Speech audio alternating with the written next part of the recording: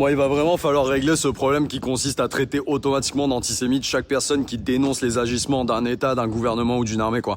Parce qu'à un moment donné, jusqu'à preuve du contraire, les mots ont un sens. Oui, l'antisémitisme existe. Oui, il augmente comme l'islamophobie augmente, comme la haine des femmes portée par certains mouvements masculinistes. La haine devient générale. Chacun cherche des responsables à ces petits problèmes, quoi. Mais dénoncer le massacre de populations civiles, dénoncer des enfants démembrés, dénoncer la colonisation, dénoncer des crimes de guerre, ça veut pas dire que tu détestes les juifs du monde entier. Le problème, c'est qu'à force de tout mélanger, on finit par rendre impossible toute critique politique sans accusation morale immédiate, quoi. Critiquer le gouvernement de Netanyahou, ça veut pas dire que tu détestes les juifs du monde. Point. De la même manière que critiquer l'Arabie Saoudite, ça veut pas dire que tu détestes les musulmans, ou critiquer la France, ça veut pas dire que tu hais les Français. C'est une distinction de base, là, normalement. C'est du niveau maternel. Le pire dans tout ça, c'est que t'as des milliers de juifs à travers le monde entier qui dénoncent eux-mêmes ce qui se passe actuellement. La colonisation en Cisjordanie, les massacres à Gaza, les bombardements au Liban, la politique du gouvernement israélien en général. Donc c'est quoi l'ambiance là? Aussi, ils sont antisémites?